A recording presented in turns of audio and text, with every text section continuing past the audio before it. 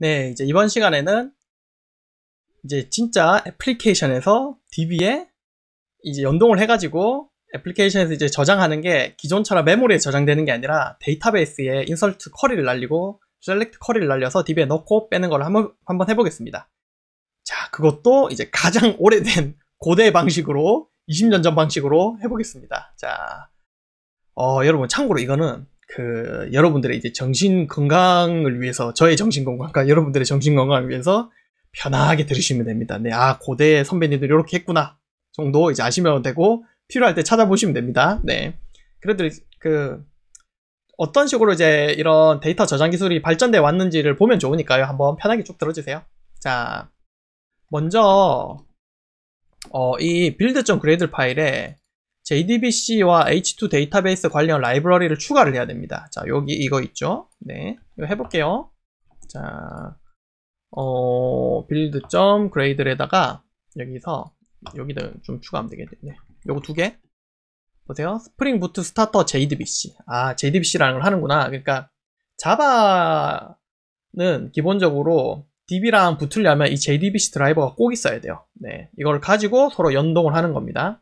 그리고 얘는 뭐냐면 DB랑 붙을 때 이제 데이터베이스가 제공하는 이제 클라이언트가 필요하거든요. 자, 그게 이제 여기서는 H2 데이터베이스 요 클라이언트가 필요합니다. 그래서 요 두 개의 라이브러리를 넣으면 되고요. 그리고 그 다음에 DB에 붙으려면 뭐 접속 정보 같은 거를 넣어야 되겠죠? 그거를 옛날에는 막 그거를 개발자가 어렵게 막 설정을 다 하고 했는데, 요즘에는 스프링 부트가 다 해줍니다, 여러분. 그래서 그냥 경로만 넣으면 됩니다. 자, 뭘 넣으면 되느냐? 자, 여기 스프링 데이터 소스라는 게 있어요. 거기에다가 URL은 우리가 했던 URL 있죠. JPA 접근하려면 여기 이전 강의에서 했던 요 URL 있죠. 요거를 넣으시면 됩니다. 자, 그리고 스프링 데이터 소스 드라이버 클래스 네임이라는 게 필요해요. 이거가 우리가 이제 H2DB를 가지에 접근할 거잖아요. 네, 그래서 이 H2 드라이버를 넣어주시면 됩니다. 자, 빨간불이 뜨네요. 왜냐, 임포트가 안 되기 때문이죠. 자, 요 build.gradele에 가셔가지고 요 코끼리 요거 있습니다. 네, 요거 딱, 아니면 여기 가셔가지고 여기 보면 뭐 리플래시 이렇게 뜰 거예요. 안 되면 네, 그렇게 해주시면 됩니다. 네. 뭐 갑자기 코끼리라고 말하니까 웃긴 것 같네요. 네. 됐습니다. 네, 잘 되네요. 네. 자, 이렇게 해서, 자, 드라이버가 세팅을 했고요. 원래는 여기 이제 ID 비밀번호 막 적고 하는데, H2 데이터베이스는 이거 일단 생략해도 됩니다. 자, 요 정도까지 하고요. 자, 이렇게 하면은 여러분, 데이터베이스에 접근하기 위한 준비는 다 됐어요. 이렇게 하고 여러분 딱 실행하잖아요. 그러면 뭐가 보이려나 안 보이려나 모르겠네. 봅시다. 네, 지금 뭐 딱히 보이는 건 없네요. 네. 아무튼 이렇게 하면 스프링이 필요한 데이터 소스라는 거를, 그러니까 DB랑 연결하는 작업을 다 해줘요. 네. 그리고 이제 이거를 가져다 쓰면 됩니다.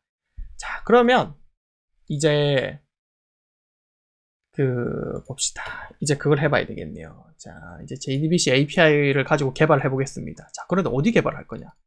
자, 리파지토리에 여러분, 기존에는 메모리 멤버 리포지토리 만들었던 거 기억나시죠? 자, 이거를 우리가 어쨌든 인터페이스를 만들었기 때문에 얘를 구현체를 만들면 되거든요. 자, 그래서 우선은 저희가 JDBC 멤버 리포지토리를 만들겠습니다.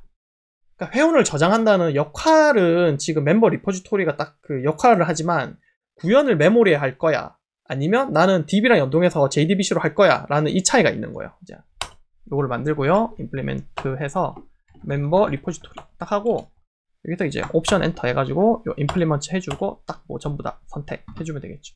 이제 하나씩 구현을 하면 됩니다, 여러분. 네. 이제부터 한 세월이 걸릴 텐데, 제가 하나씩 복사 붙이기 하면서 설명드릴게요. 이거 다 치고 있기도 좀 아까워요, 여러분. 시간이 아깝기 때문에. 자, 먼저 DB에 붙으려면 데이터 소스라는 게 필요합니다. 자, 이런 게 필요하구나 일단 생각하시고요. 데이터 소스, 여기 보시면 여기 자바 X SQL 데이터 소스라는 얘가 필요합니다. 자, 그리고 얘를 주입받아야 돼요. 나중에 어디서? 스프링한테 주입받아야 돼요. 우리 요거 세팅을 했잖아요. 그러면 스프링 부트가 어떻게 하냐면 이 데이터 소스랑을 만들어 놔요. 지가 저 접속 정보라고 가지고 만들어 놓고 저희가 나중에 이거 주입받을 수 있거든요. 그건 조금 이따 말씀드릴게요. 그래서 스프링을 통해서 이 데이터 소스를 주입받으면 됩니다. 그럼 여기서 데이터 소스.get 커넥션 해가지고 데이터베이스 커넥션을 얻을 수 있어요. 그럼 진짜 데이터베이스에 연결되는 그 소켓 열린 그걸 이제 얻을 수 있는 거죠. 이걸 여기에다가 이제 SQL물을 딱 날려서 DB에 전달해주면 되는 거죠. 간단하죠? 네, 하지만 이제 코딩이 어마어마합니다. 먼저 세이브 하려면 여러분 쿼리 짜야 되겠죠. 제일 먼저 요거까지는 제가 짤게요. insert into member 해서 name 하고 values 해서 물음표. 자, 요렇게 요건 이제 파라미터 바인딩을 해야 되니까 제가 물음표를 해놨고요. 요걸 하면 되는데 이제 이론적으로는 간단합니다. 여러분 요 데이터 소스에서 get 커넥션 해서 데이터베이스 커넥션을 가지고 옵니다. 그 다음에 어떻게 하느냐, 커넥션점에서 prepare statement라고 해가지고 문장을 이제 작성을 하는 거예요. SQL이고 이걸 이제 막 작성을 해야 돼요. 아무튼 이거 그냥 슈도 코드로만 보여드릴게요. 대략 또 이제 더 디테일한 거는 쭉 적어야 돼가지고 그 다음에 이 prepare statement를 만들고 이걸 이제 줄여서 그냥 pstmt라고 할게요. 저 옛날에 이렇게 그냥 적어가지고 커넥션도 컨이라고 할게요. 옛날에 저 이렇게 했어가지고. 네. 자, pstmt.set string 해가지고 첫 번째는 member.getName 여기 이제 넘어오는 거 이름을 넣어줄 거예요. 이런 식으로. 넌 왜 빨간불이냐? exception 터지는 걸 또 잡아야 되는구나. 네. 아무튼 이렇게 해가지고 쭉 해준 다음에 최종적으로는 이 prepare statement에다 execute update라고 해주면 됩니다. 네, 이렇게 하면 DB에 쿼리가 날아가요. 자, 이런 게 있는데 이제 메모리를 참고를 해보면 뭐가 있냐면 여러분 요런 작업을 추가적으로 해줬어요. 뭐냐면 이 시퀀스 값을 제가 저장한 다음에 요 멤버 게시하다 딱 세팅을 해줬죠. 요걸 하려면 결국 DB에서 시퀀스 값이 뭐가 생성되는지 가져오는 일을 해야 돼요. 자, 그런 것들을 포함해서 되어 있는 소스 코드를 제가 넣어 보겠습니다. 자, 지금 제가 복사 붙이기를 할 겁니다. 여러분들도 복사 붙이기를 하세요. 네. 자, 어마어마한 양의 복사 붙이기가 있었는데요. 자, get connection 이것도 지금 적어야 되겠구나. get connection을 자, 여러분 그냥 이거 소스 다 복사 붙이기 할게요. 이거 복사 붙이기 해가지고 설명해 드릴게요. 이거를 이렇게 해가지고는 여러분 한 세월입니다. 이 아까운 시간이 예, 여러분과 저의 시간을 아끼기 위해서 복사 붙이기를 하겠습니다. 옛날에 처음 이 코드를 보고 있으니 옛날 처음 어디냐 여의도에서 SI 하던 시절이 생각이 나네요. 네. 네, 그때는 진짜 다 이렇게 짰어야 됐는데 그 당시에도 스프링 프레임워크가 있었지만 벌써 10년도 더 된 이야기인데 스프링 프레임워크가 있었는데 그때 거기서 스프링 프레임워크를 못 쓰게 해가지고 네, 그 SI 감님들께서 그래서 스프링 프레임워크 못 쓰고 순수하게 짜세요 이래가지고 참 순수하게 짰던 기억이 나네요. 네. 자, 아무튼 네. 세이브부터 이제 그냥 쭉 여러분 말로 설명해드릴게요. 편하게 들으시고 필요하면 여러분 이제 찾아서 배우시면 돼요. 자, 먼저 세이브하면 SQL을 이렇게 만들어 놨고요. 물론 이건 변수보다는 밖에 상수로 빼는 게 나아요. 자, 그 다음에 이거 보시면 connection, prepare statement, result set. 이 result set은 뭐냐면 결과를 받는 거예요. 자, 먼저 get connection 해서 커넥션을 일단 가지고 오고요. 그 다음에 커넥션에서 prepare statement에서 이 SQL을 넣고 두 번째 간 게 더 있어요. return generate key라는 이 특별한 옵션이 하나 있어요. 이건 뭐냐면 저희가 DB에 인서트 하면 인서트를 해봐야 아까 1번, 2번 그 ID 값 얻을 수 있었잖아요. 요거를 할 때 쓰는 거예요. 자, 이렇게 해놓고 그 다음에 set string에서 파라미터 인덱스 1번 하면 요 물음표랑 매칭 되거든요. 여기다가 member.name으로 값을 넣습니다. 그리고 요 prepare statement에다가 execute update 하면 DB에 실제 쿼리가 이때 날아가요. insert into 쿼리가 날아가고 그 다음에 요 get generate 키를 꺼낼 수 있는데 요걸 옵션 넣어놨죠. 요거랑 매칭돼서 할 수 있는 거예요. 그러면 요 DB가 방금 제가 키를 생성했는데 만약 그게 1번이잖아요. 그럼 1번을 반환해줘요. 만약 2번이면 2번을 반환해주고. 네. 요거. 여기 연결해보면 여기 멤버스에 여기 이거 그때 했던 거 기억나시죠? 아이디 1번, 2번 자동으로 들어갔던 거. 요거를 꺼내줍니다. 그리고 이 리절트 셋에서 이제 얘가 뭔가 값을 가지고 있거든요. 뭔가 이게 처음에 이제 rx.nest 해서 값이 있으면 이제 그 값을 꺼내면 돼요. 그러면 get long 해가지고 값을 꺼내고 세팅을 해주면 됩니다. 자, 성공하면은 잘 되고 실패하면은 조회 실패를 하게 되고요. 얘들이 다 인셉션을 엄청 많이 던져요. 그래서 이거 트라이 캐치를 엄청 잘해야 돼요. 트라이 캐치하고 또 그 다음에 뭘 해야 되냐. 요 자원들 릴리즈 해줘야 됩니다. 요거 쓴 것들.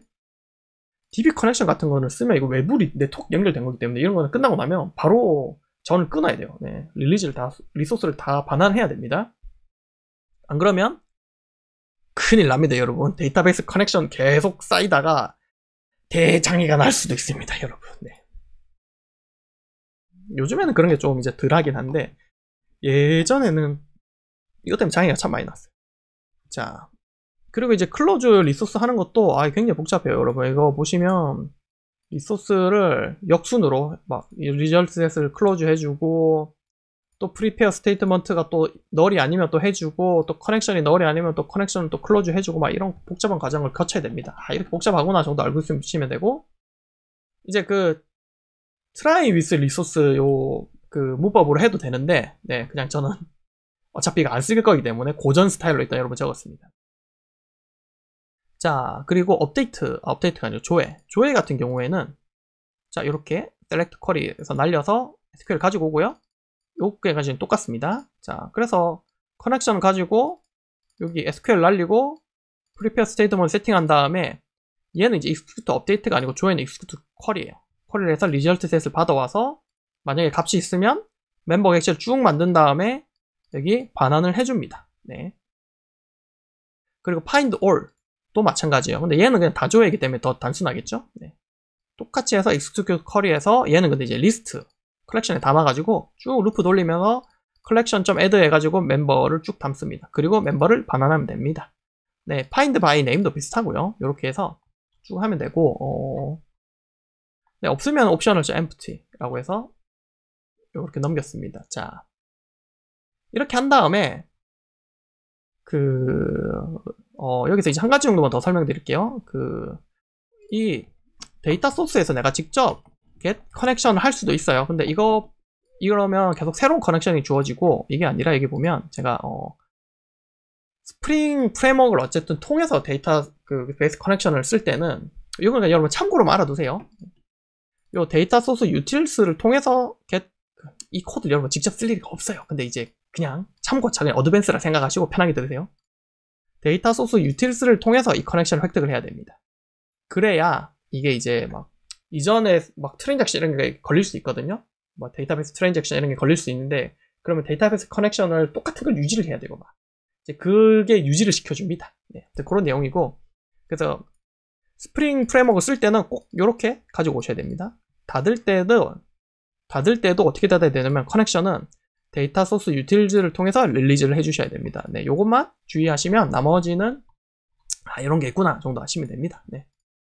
뭐 이런 거에 대한 깊은 내용은 제가 다음에 스프링 데이터 요 DB 접근 기술을 깊이 있게 하는 강의가 있으면 그때 한번 쭉 설명드릴게요. 자, 여기까지 이제 했고 이걸 그냥 돌리면 될까요? 안 되겠죠. 자, 왜냐? 컨피그레이션 해줘야 됩니다. 자, 여러분 이제 지금부터 기가 막힌 걸 보여드리겠습니다. 자, 저희가 지금까지 했던 건 다 메모리에서 했단 말이에요.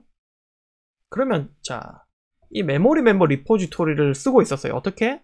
이 스프링 컨피그 기억나시죠? 자, 이제 기억을 잘 떠올려 보세요. 네, 몇 시간 안 됐어요. 네, 자, 여기 보시면 어떻게 돼 있습니까? 저 이걸로 스프링 컨테이너에 올리고 막 저희 조립했던 거 기억나시죠? 자, 여기 이거 메모리 멤버 리포지토리를 스프링 빈으로 등록하고 있죠. 이거를 여러분 바꿉니다. 뭘로? 방금 만들었던 JDBC 멤버 리포지토리로 바꾸고 그 다음에 여기 보시면 데이터 소스가 필요하거든요. 요거는 스프링이 제공을 해줘요. 자, 어떻게 제공받냐?